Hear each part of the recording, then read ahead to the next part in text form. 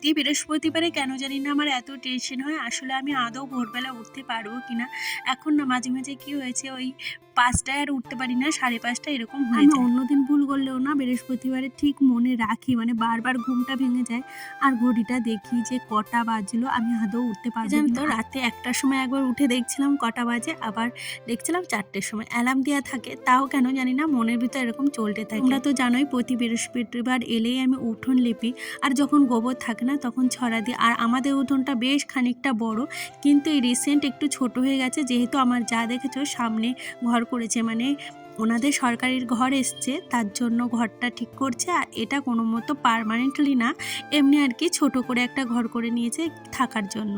তাই উঠোনটা একটু ছোট হয়ে গেছে। দেখো, বড় উঠোন লেপতেও আমার যতটা টাইম লেগেছিল, ছোট উঠোন লেপতেও কিন্তু টাইম লেগেছে। আর কি বলতো, আমি না মানে উঠোনের চারিপাশটা সুন্দর করে লেপি, মানে যেইখানে অপরিষ্কার থাকে, নোংরা থাকে, যার জন্য আমার একটু বেশি টাইম লাগে। আর এখন মোটামুটি ওই 5:45 বাজে, আর মেয়েকে তুলবো তার আগে আমি এই যে কিছু বাসন ছিল সেগুলো মেজে নিচ্ছি। আর অনেকেই দেখি বৃহস্পতিবার আগের দিন অনেক কাজ করে রাখে, কিন্তু আমার না আর করা হয় না। এদিকে দেখো মোটামুটি 6টা বেজে গেছে, আর ওইদিকে বাসনগুলো মাজার পর আমি মেয়েকে উঠিয়ে দিয়েছি। আর এই যে ফটাফট করে রেডি করে দিয়েছি, ওর আজকে লাস্ট পরীক্ষা, তার জন্য ম্যামকে দেবে বলে একটা গিফট বানিয়েছিল। এই যে বাস এসছে, ও চলে গেছে।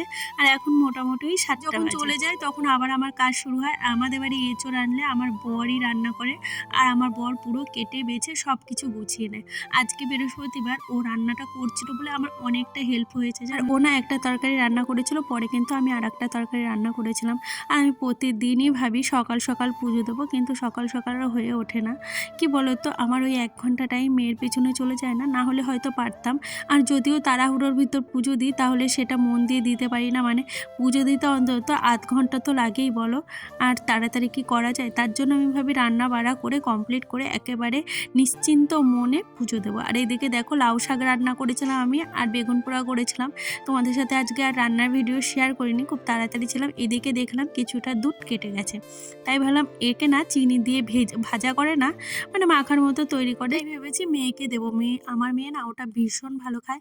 আর এদিকে আজকে কি হয়েছে, ফুল দিয়ে গেছিলো, কিন্তু পিসি যে আমার কাছে ফুল চেয়েছিল আজকে বৃহস্পতিবার, আমার আর মনে নেই, একটা ফুলে রেখেছিলাম। তাই কি হয়েছে, আজকে আমার গাছের থেকে ফুল তুলছিলাম, দুব্বো তুলছিলাম। যদিও আমার বাড়িতে সব কিছু আছে, আমি দাদাটার কাছ থেকে রাখি, কারণ হলো ওর ভেতরে না অনেক ফুল থাকে, আর সুন্দর করে সাজিয়ে গুছিয়ে দেওয়া যায়। আমার কাছে তো অত ফুল নেই, তার জন্য আর কি। আর একটা মালা আমি রেখে দিয়েছিলাম, 3টে মালা দিয়েছিল, তার ভিতর 2টো রেখেছিলাম, একটা না। তারপরে এই যে স্নান টান করে পুজো দিতে দিতে মোটামুটি আজকে আমার ওই 12টা বেজে গেছিলো। যাই হোক, আসতে হবে আসি। দেখ